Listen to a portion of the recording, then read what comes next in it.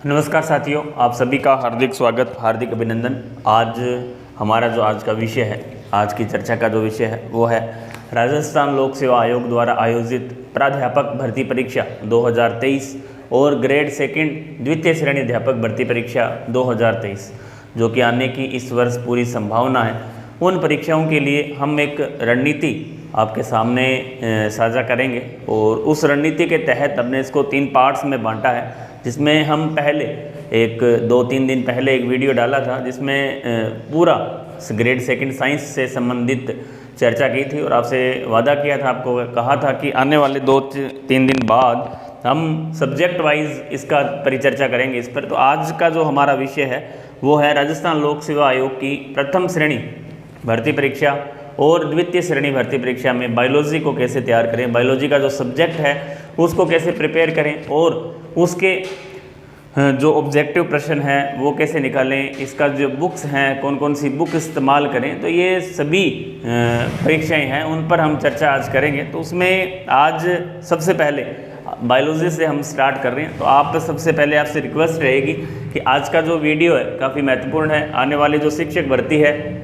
उसमें बायोलॉजी का योगदान, बायोलॉजी को तैयार कैसे करें, थोड़ा सा डीप बड़ा सब्जेक्ट है, तीनों सब्जेक्ट में थोड़ा सा लेंथी है, तो इसको हम पढ़ें कैसे, कौन कौन सी बुक्स इस्तेमाल कर सकते हैं, कौन से नोट्स पढ़ें या ऑब्जेक्टिव कैसे निकालें, तमाम जो आपके सवाल हैं उन पर चर्चा करेंगे। तो आज शुरुआत हम कर रहे हैं। आपको सबसे पहला पॉइंट टू पॉइंट मैं बात करूँगा। सबसे पहले आपको करना क्या है, एक सिलेबस हमेशा आपके पास है जो रखना है। सिलेबस की कॉपी आपके पास हमेशा है जो आपके पास होनी चाहिए। सिलेबस की एक प्रति जब भी आप तैयारी स्टार्ट करें, चाहे ग्रेड फर्स्ट की कर रहे हैं चाहे सेकंड की कर रहे हैं, ये आपके पास प्रिंट आउट है जो होना चाहिए जब भी आप शुरुआत करें। इसके बाद पॉइंट नंबर 2 हम बुक्स की बात में करेंगे। पहले जो कॉमन चीज़ें उन पर चर्चा कर रहे हैं, उसके बाद आपको करना क्या है, जब भी आप तैयारी स्टार्ट करें तो इसके नोट्स आपको ज़रूर तैयार करने हैं। शॉर्ट नोट्स आपको ज़रूर अवेलेबल करवाने होंगे, शॉर्ट नोट्स ज़रूर तैयार करने हैं। अब बनाएं कैसे, एक प्लेलिस्ट मैंने बना रखी है शॉर्ट नोट्स के रूप में, जिसमें 1-2 यूनिट मैंने करवाई भी थी। तो आप उसमें जाकर साइंस और जीके दोनों के शॉर्ट नोट्स की एक अलग से प्लेलिस्ट है, उसमें आप जाके देख सकते हैं क्या तरीका हो सकता है आपका शॉर्ट नोट्स बनाने का।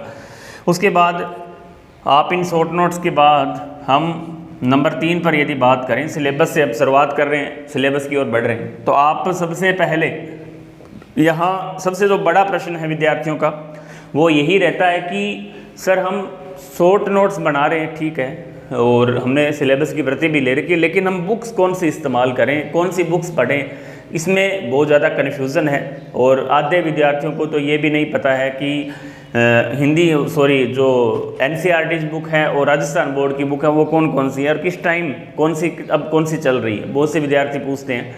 तो सबसे पहले आपको बायो का जो सब्जेक्ट है वहाँ मैंने आपको राजस्थान बोर्ड की बुक्स के लिए बोला था, काफ़ी बार बोला भी है, हमेशा बोलता हूँ। राजस्थान बोर्ड 2 बोर्ड हैं, एक NCERT और राजस्थान बोर्ड दोनों अलग अलग हैं। NCERT की बुक वर्तमान में स्कूलों में जो चल रही है वो NCERT की बुक चल रही है। 2016, 17, 18 के आसपास जो बुक्स थी वो थी राजस्थान बोर्ड की बुक। अब इन दोनों में बायो और बायो में, केमिस्ट्री में, सभी में यही बुक्स चल रही हैं। तो आप सबसे पहले राजस्थान बोर्ड की बुक को आप आज इन दोनों बुक्स की यदि हम बात करें तो आपको राजस्थान बोर्ड की जो बुक है उसको प्रेफरेंस देना है। कारण है कि वो थोड़ा सिलेबस को, जो अपना जो सिलेबस है उसमें जो पॉइंट दे रखे हैं वो पूर्ण रूप से इस बुक्स में आपको मिलेंगे। एक इस बुक का जो लेवल है वो भी कहीं ना कहीं इस बुक की तुलना में ज़्यादा है, क्योंकि मैं लगातार पिछले 3-4 पेपर से देख रहा हूँ। हमने दिया था 18 वाला, दोनों संस्कृत और सेकेंडरी एजुकेशन, अभी सेकेंडरी और संस्कृत एजुकेशन 4 ये जो पेपर हैं चारों काफ़ी लेवल के पूछे गए हैं, अच्छे सवाल पूछे गए हैं, थोड़ा पैटर्न है जो चेंज हुआ है। तो आप कोशिश करें NCERT की बुक, यदि आपने देखो NCERT की बुक उसी स्टूडेंट ने पढ़ रखी होगी जिसने नीट वगैरह की तैयारी की है, जिसने नीट में कुछ पढ़ा है, वो विद्यार्थी जरूर NCERT की बुक उसने पढ़ी है। तो वो एक बार एनसीईआरटी कर सकता है, कवर कर, क्योंकि उसने पढ़ रखी है। क्योंकि लगभग जहाँ तक मेरा आइडिया है, हमने भी इसी दौरान राजस्थान बोर्ड की बुक ही हमने पढ़ी थी, लेकिन 80% छात्र ऐसे हैं, जिसमें मैं भी शामिल हूँ, कि उन्हें थोड़ा हार्ड लगती है एनसीईआरटी की बुक, उसकी जो लैंग्वेज है वो थोड़ी टफ है। तो आप इन दोनों की तुलना में यदि आपको बोला जाए एक बुक कौन सी लेनी है, तो आप ये ले सकते हैं निश्चिंत रूप से। और जिन विद्यार्थियों ने, देखो दूसरा ऑप्शन भी है, जिन विद्यार्थियों में नीट की तैयारी कर रखी है, उनकी बायो केमिस्ट्री फिजिक्स मैं समझता हूँ अच्छी होती है, यदि थोड़ी सी उसने मेहनत की है, तो वो जिसने एनसीईआरटी उनको समझ आ गई है, वो कह रहे हैं भी हमें एनसीईआरटी ही पढ़नी है, तो वो एनसीईआरटी प्लस एलन की शीट है जो कर सकते हैं। उन्हें राजस्थान बोर्ड की बुक है जो पढ़ने की आवश्यकता नहीं है। ऑब्जेक्टिव के लिए भी ये प्रयोग कर सकते हैं और ये कर सकते हैं। और जिन विद्यार्थियों ने साधारण बीएससी की है, सिंपल और बिल्कुल साधारण पृष्ठभूमि से हैं, साधारण पृष्ठभूमि का मतलब जो पढ़ने में ठीक ठाक हैं, जिन्होंने 11वीं 12वीं में नॉर्मल पढ़ाई की है, बीएससी में भी नॉर्मल, तो उन्हें थोड़ी सी मेहनत करने की आवश्यकता है। मेहनत राजस्थान बोर्ड की जो बुक्स है, अभी मैं आपको दिखाऊंगा कौन कौन सी ऐसी बुक्स हैं राजस्थान बोर्ड की, एनसीईआरटी में क्या डिफरेंस है। राजस्थान बोर्ड की बुक्स में जो अपना सिलेबस है, जैसे पहली यूनिट है सेल एंड मोलिकुलर बायोलॉजी। एक मैं आपको बात बता दूं कि ग्रेड फर्स्ट और ग्रेड सेकंड का जो बायो का सिलेबस है कोई ज़्यादा अंतर नहीं है। जो एमएससी के या जो बीएससी के कुछ ऐसे टॉपिक्स हैं जो सेकंड ग्रेड में नहीं है, तो आप सेकंड ग्रेड की यदि तैयारी कर रहे हैं तो लगभग आप 90% जो सिलेबस है वो कर चुके हैं। आप बायो फर्स्ट ग्रेड का 90% सिलेबस हम यहाँ पूर्ण कर लेते हैं। तो यहाँ यदि हम बात करें पहली unit cell and cell biology, तो यहाँ एनसीईआरटी में नाम मात्र की दे रखी है, लेकिन राजस्थान बोर्ड की बुक उसमें अच्छे से बहुत ही शानदार तरीके से सेल ऑर्गन्स है, सेल थ्योरी है, इसके बाद डीएनए आरएनए है, न्यूक्लिक एसिड जिन्हें बोलते हैं, इसके बाद जेनेटिक कोड वगैरह है, बहुत ही अच्छी तरीके से शानदार तरीके से समझा रखा है। उनके जो सिद्धांत है तो वो आप जैसे वायरस थ्योरी वगैरह है तो वो आप बहुत ही शानदार तरीके से दे रखे, आपका जो सिलेबस बोल रहा है उसके अकॉर्डिंग मैं आपको बता रहा हूँ। इसके बाद जेनेटिक्स बहुत ही शानदार तरीके से राजस्थान बोर्ड की बुक में जेनेटिक्स का भी बहुत अच्छे से दे रखा है। तो जो प्रश्न आपके कई बार लेवल के जो प्रश्न है, बड़े प्रश्न जो पूछे जाते हैं जिनमें तो वो सभी जिनका सबका जवाब आपको राजस्थान बोर्ड की बुक में मिलेगा। तो हम राजस्थान बोर्ड की बुक की चर्चा यदि करें, देखो आपको मैं 2 बुक्स दिखा रहा हूँ, इसमें ये जो बुक्स हैं वो है एनसीईआरटी की बुक और राजस्थान बोर्ड की बुक का जो कवर है वो ये है। इन दोनों में आप अंतर देख सकते हैं, ये राजस्थान बोर्ड की बुक है और ये एनसीईआरटी की बुक है। तो आप इन दोनों, फिर भी कई विद्यार्थी ऐसे भी हैं कि सर हम दोनों पढ़ लेंगे, जो विद्यार्थी दोनों पढ़ना चाह रहे हैं वो दोनों भी पढ़ सकते हैं, लेकिन आप एक बुक का चयन कर रहे हैं तो आप राजस्थान बोर्ड की बुक को कर सकते हैं। इसके साथ साथ आप सिलेबस वाइज मान लो कोचिंग, एक और आपका जो सवाल है कि कोचिंग की क्या आवश्यकता है सर,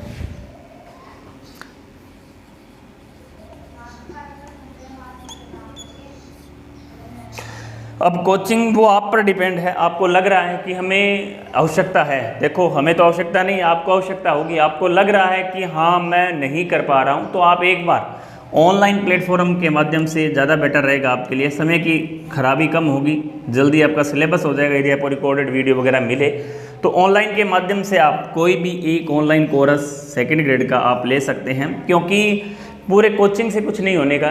कोचिंग के साथ साथ आपको सेल्फ स्टडी करनी पड़ेगी। एक तरीका आपको थोड़ा आइडिया हो जाएगा कि हाँ इस कोचिंग के दौरान हमने ये चीज़ें छोड़नी है, ये पढ़नी है। तो आप कोई भी एक साइंस से रिलेटेड कोई अच्छी कोचिंग का चयन है जो कर सकते हैं। जैसे एग्जाम्पल मैं आपको बताऊँ, विनायक है, विनायक जो कोचिंग है वो भी ठीक है साइंस के लिए। इसके अलावा जो कलाम सीकर है वो भी ठीक है। इस तरह की जो कोचिंग हैं, इसके अलावा प्रयास सीकर है वो भी ठीक है। तो यहाँ आप कोई भी एक ऑनलाइन, उत्कर्ष से भी कुछ विद्यार्थियों ने ले रखा है, तो आप किसी भी एक कोचिंग से ऑनलाइन कोर्स आप एक बार ले सकते हैं। उसके बाद देखो कोचिंग का महत्व इतना ही है कि आप कोचिंग पर डिपेंड ना रहें, ये ना सोचे भी हमने कोचिंग कर ली है और हमारा जो सिलेक्शन है वो सेकंड ग्रेड में हो जाएगा। कोचिंग से आपको केवल मार्क मिलेगा कि हाँ इस तरह हमें पढ़ना है। उसके बाद आपको सेल्फ स्टडी है जो 15 से 16 घंटे डेली आपको जो सेल्फ स्टडी है वो इसके लिए करनी पड़ेगी, कड़ी मेहनत करनी पड़ेगी। क्योंकि यहाँ जो विद्यार्थी आते हैं टीचिंग लाइन में, नॉर्मल बिल्कुल बैकग्राउंड जिनका नॉर्मल रहता है, बिल्कुल जो साधारण विद्यार्थी हैं जिन्होंने 11वीं 12वीं ठीक ठाक अंक से पास किए, बीएससी भी नॉर्मल एवरेज रही है, तो उन विद्यार्थियों को थोड़ी ज़्यादा मेहनत करनी पड़ती है। और जो नीट वगैरह के विद्यार्थी हैं जिन्होंने नीट में अच्छी मेहनत की है, तो उनके जो सब्जेक्ट है वो क्लियर होता है, उन्हें केवल फर्स्ट पेपर की टेंशन होती है। तो यहाँ हम बात कर रहे थे कोचिंग एक बार आप ले सकते हैं यदि आपको हो, और आपको लग रहा है मैं आप आराम से, क्योंकि यूट्यूब के माध्यम से आज ऐसे बहुत से टीचर्स हैं जैसे मैं, आपको हर एक बार जब तक आपका एग्ज़ाम नहीं होगा हर एक टॉपिक के बारे में हम चर्चा करेंगे। ये टॉपिक आपको कहाँ से पढ़ना है, कैसे पढ़ना है। पढ़ना आपको है, आसानी से आप पढ़ सकते हैं, कोई बड़ी बात नहीं है। लेकिन एक जो मन में भ्रम रहता है कि हम कोचिंग कर लेते हैं तो पता नहीं क्या हो जाता, उस भ्रम को दूर करने के लिए आप एक बार कर लीजिए, ताकि आपको बार बार वो चीज़ें दिमाग में ना आए। उसके बाद हम मुख्य रूप से 4 चीज़ों पर बात कर चुके हैं कि शुरुआत हमें सिलेबस की कॉपी से करनी है। ये हमेशा हमारे पास हमारे तकिए के नीचे रहनी चाहिए जब हम तैयारी करते हैं। इसके बाद शॉर्ट नोट्स जरूर तैयार करने हैं। शॉर्ट नोट्स का महत्व ये है कि मान लो आज आपने राजस्थान बोर्ड की बुक्स पढ़ ली, एलन की सीट्स भी पढ़ ली, एनसीईआरटीज भी पढ़ ली, काफ़ी बड़ी बुक्स हो गई, तो आप इनको एक जगह सार संग्रह इनका है जो बना सकते हैं। सभी चीज़ें एक जगह आपको मेंशन करनी है। जैसे आपने सेल बायोलॉजी पढ़ा, डीएनए आरएनए पढ़ा, तो अब इन अलग अलग बुक्स में पॉइंट में अंतर होगा, ऐसा नहीं है सेम लिखा हो, कई जगह 1-2 लाइनें अलग भी हो सकती है। तो आप उन सब का निचोड़ एक जगह लिख लें। जैसे एनसीईआरटी में ये लाइन नहीं दे रखी है, राजस्थान बोर्ड में दे रखी है, एलन की सीट में ये नहीं दे रखी है, तो आप तीनों को एक जगह लिख सकते हैं। अभी आपके पास समय है, तो आप जब लास्ट में इसका रिवीजन करेंगे तो वहाँ आपको इससे काफ़ी हेल्प मिलेगी। तो अब इसलिए मैं आपको बोल रहा हूँ कि आप शॉर्ट नोट्स हैं जो इसके जरूर साथ करें। अब चौथा जो महत्वपूर्ण पॉइंट है बायो के अंदर कि सर बीएससी और 11वीं 12वीं का जो मैटर है उसमें क्या अंतर है, हम चर्चा कर लेते हैं। जैसे आपका जो बीएससी में सिलेबस दे रखा है, मुझे तो कोई अंतर नहीं लगा, क्योंकि लगभग वे ही टॉपिक बीएससी में हैं जो आपने 11वीं 12वीं में पढ़ रखे हैं। जैसे हम चेंज अभी देखते हैं ग्रेजुएशन का, और इसमें डिफरेंस कुछ भी नहीं है। जैसे हमारी 11th 12th में पहली यूनिट है सेल एंड मोलिकुलर बायोलॉजी, लेकिन ग्रेजुएशन में भी हमारी सेम वो यूनिट है सेल एंड मोलिकुलर बायोलॉजी। दूसरी यूनिट हमारी 11वीं 12वीं की बुक से यदि बात करें जेनेटिक्स है, तो वहाँ भी सेम जेनेटिक्स है। इसके बाद एनिमल टेक्सोनोमी है, इधर भी है। आप सेम लगभग 90% जो यूनिट्स हैं वो 11वीं 12वीं में थी, और वो ही कहाँ चली गई, बीएससी में चली गई।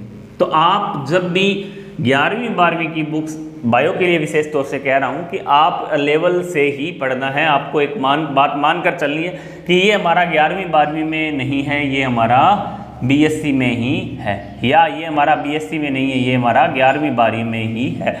वो यूनिटें आप इक्वल पढ़ें, चाहे वो आप सिलेबस में देख लें कौन कौन, जैसे बीएससी के कुछ ऐसे टॉपिक में अंतर आपको मिल सकता है। जैसे हम बात करें DNA RNA cell cycle mitosis meiosis, ये इन्होंने यहाँ नहीं देकर बीएससी वाले में डाल दिया। तो आपको ये नहीं सोचना, बहुत से विद्यार्थियों का सबसे ज़्यादा जो कन्फ्यूज़न है वो यही रहता है कि सर बीएससी वाला कैसे पढ़ें, हम बीएससी का जो मैटर है वो हम कैसे तैयार करें।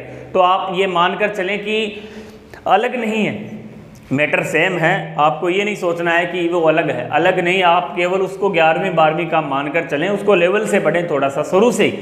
बायो में टारगेट हमारा ये रहना चाहिए कि आप, इसीलिए मैं आपको राजस्थान बोर्ड की बुक बता रहा हूँ कि ये 11th 12th का जो लफड़ा है, आप 11th 12th बीएससी का नाम नहीं लेना, आपको केवल वो टॉपिक पूरे तैयार करने हैं। टॉपिक आप लिख लें, कई टॉपिक ऐसे हैं जो 11वीं 12वीं में दे रखे हैं, उनके आधे टॉपिक हटाकर उन्होंने उनको बीएससी में डाल दिया। तो ये अंतर नहीं है, सेम वो 11वीं 12वीं के टॉपिक्स ही हैं।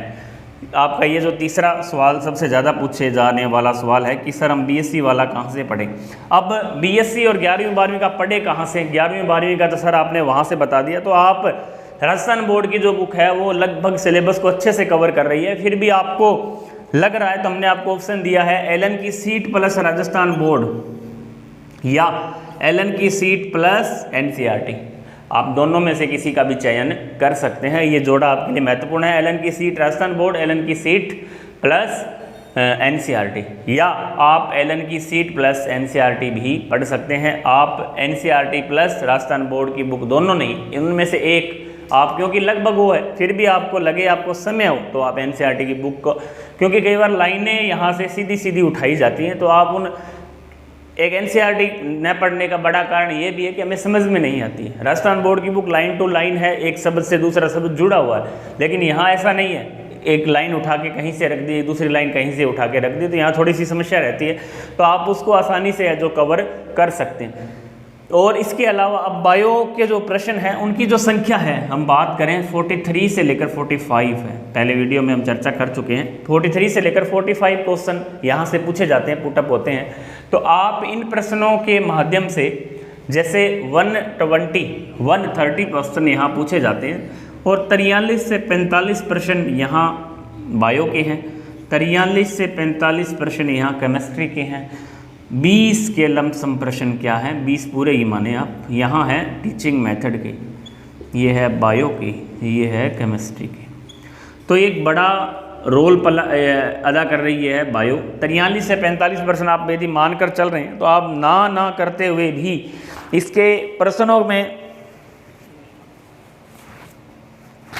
आप आसानी से लगभग 43% यदि आप लेके चल रहे हैं, मानकर चल रहे हैं, तो आप कोशिश करें कि 32% इसका थोड़ा पेपर लेवल टफ रहता है, लेकिन फिर भी आपको प्रयास करना है। 30 से 32% जब ही होंगे जब आप ये चीज़ें पढ़ रहे हैं। इसके साथ साथ आपको करना क्या है, ऑब्जेक्टिव निकालना। बहुत महत्वपूर्ण बात है, सबसे अब तक की सबसे इम्पोर्टेंट बात कि हम ऑब्जेक्टिव नहीं निकालते हैं। जैसे यहाँ आपको कुछ एनिमल्स के नाम दे रखे हैं, कुछ ऐसे टॉपिक हैं जो आप पढ़ते नहीं हैं, छोड़ देते हैं। जैसे बीएससी वाले पार्ट्स में दे रखे होंगे एनिमल के नाम, एनिमल्स के नाम जो दे रखे हैं वो हम क्या करते हैं, छोड़ देते हैं। इसके अलावा कुछ इकोनॉमिक इम्पोर्टेंस से संबंधित एक हमारा टॉपिक भी है इसके अंदर, वो भी हम लगभग क्या करते हैं, छोड़ देते हैं।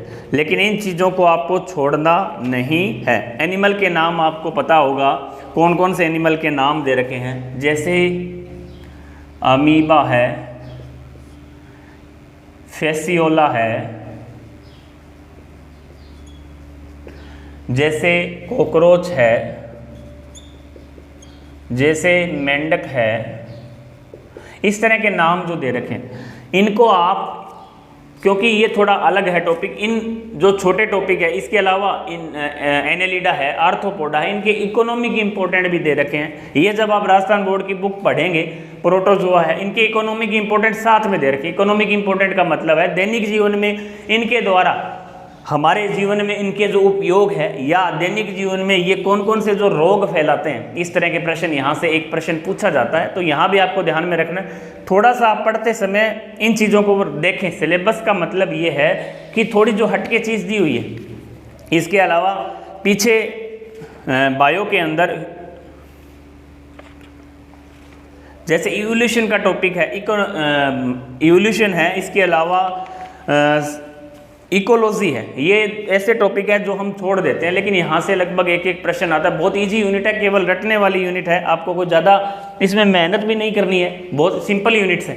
तो आप इनको अच्छे से कवर है जो कर सकते हैं। तो आपका मुझे आपको समझाने का एक तात्पर्य है कि आप जब भी तैयारी करें उस दौरान सिलेबस की कॉपी आपके पास होनी चाहिए। एक एक टॉपिक को आपको पढ़ना है, उसको नोट्स हैं जो उसके बनाने हैं।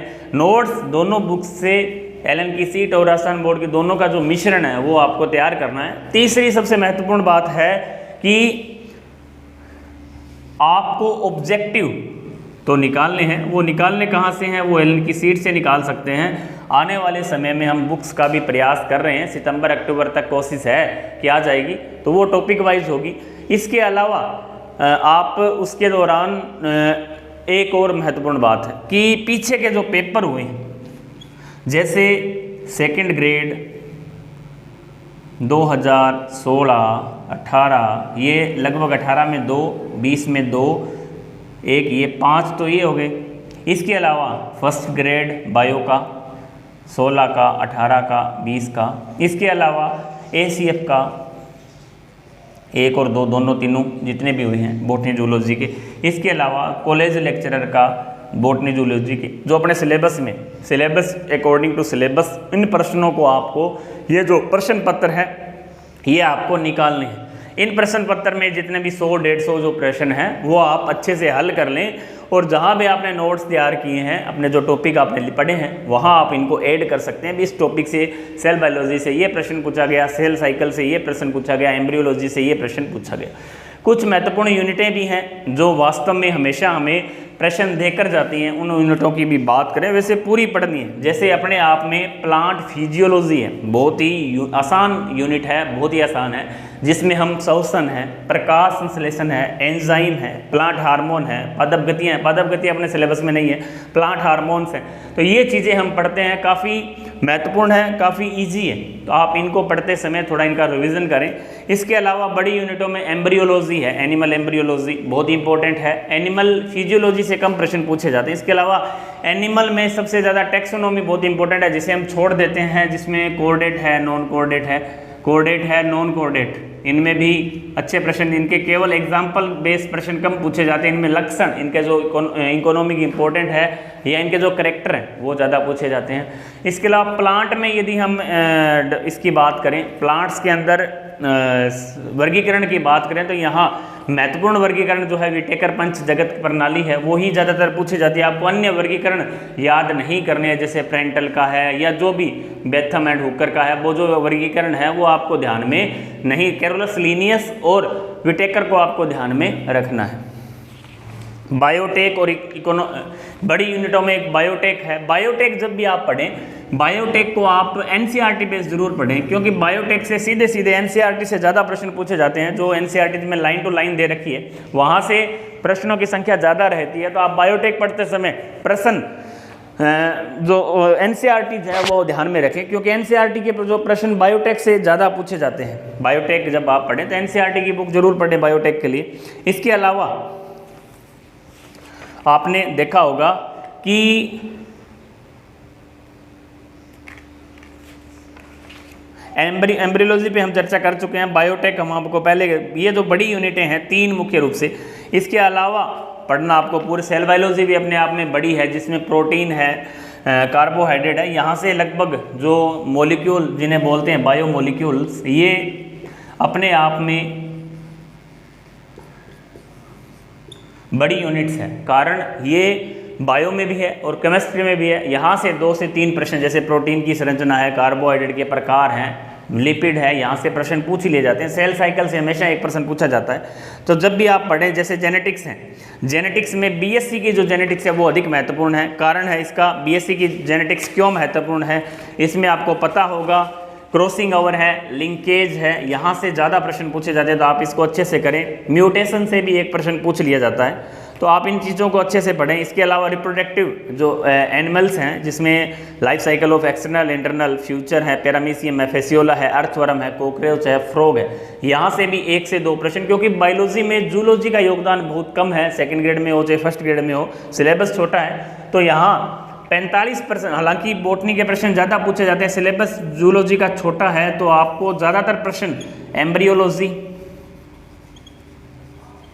इसके अलावा टैक्सोनॉमी से देखने को आपको मिलेंगे। टैक्सोनॉमी में कोऑर्डेट, नॉन कोऑर्डेट और ये जो भी जानवरों के नाम आपको दे रखे हैं वहाँ से पूछे जाएंगे। इसके अलावा इकोनॉमिक इंपॉर्टेंट का आपको खास ध्यान में रखना है। जैसे प्लांट के अंदर भी आपको देखा होगा एल्गी है, फंजाई है, ब्रायोफाइट है, टेरिडोफाइट, इनके इकोनॉमिक इंपॉर्टेंट। इसके अलावा जो एनिमल दे रखे हैं उनके इकोनॉमिक इंपॉर्टेंट्स। इसके अलावा कोऑर्डेट, नॉन कोऑर्डेट के इकोनॉमिक इंपॉर्टेंट। इसके अलावा भी कुछ इकोनॉमिक इंपॉर्टेंट विशेष रूप से दे रखे हैं, जिसमें एनेलिडा, प्रोटोजोआ, इंसेक्ट, मोलस्का के नाम है जो दे रखे हैं। तो आपको ये थोड़ा सा ध्यान रखना है। रखना क्या है कि जब भी आप पढ़ें तो आप पीछे के जो पेपर जब आप देखेंगे तो आपको पता चलेगा भी हाँ वास्तव में प्रश्न कहाँ से पूछे जा रहे हैं। विद्यार्थियों की एक सबसे बड़ी समस्या रहती है कि हम देखते नहीं हैं, हमें तो बस किताब से मतलब है, सिलेबस हमने कभी नहीं देखते। हम कभी भी, लगभग 90% विद्यार्थी ऐसे हैं जो इनके पास सिलेबस होता ही नहीं है। क्या गुरुजी सिलेबस का बुक में दे रखा है, गाइड ले आएंगे, उसके पीछे दे रखा है। अरे यार उस सिलेबस में और इस सिलेबस, आप सिलेबस की प्रति निकाल लो ना,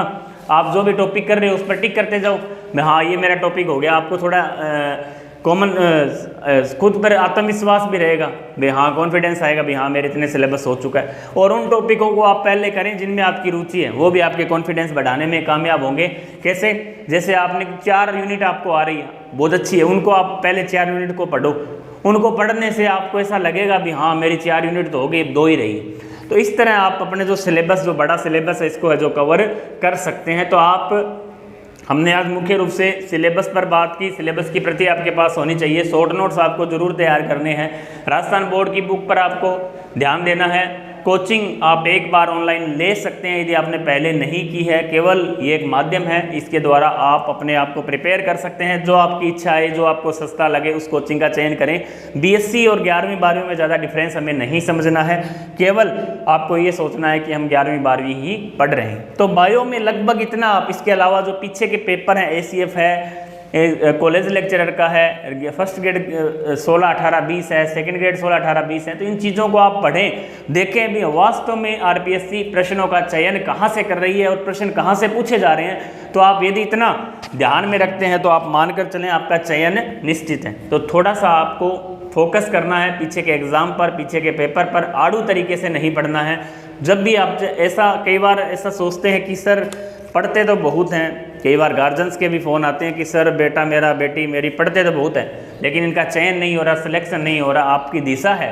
हम एक पिछले जो सेकंड ग्रेड स्टार्ट हुई थी उस समय हम थोड़ा सा लेट, हमने लगभग अक्टूबर के आसपास यूट्यूब चैनल है जो बनाया था, सितंबर अक्टूबर में। उस समय अक्टूबर में हमारा यूट्यूब चैनल हमने बनाया था। उसके बाद हमने लगातार प्रयास किया कि कोई विद्यार्थी जो हमारे संपर्क में आए उसे निराश हम नहीं होने देंगे, कोशिश करेंगे।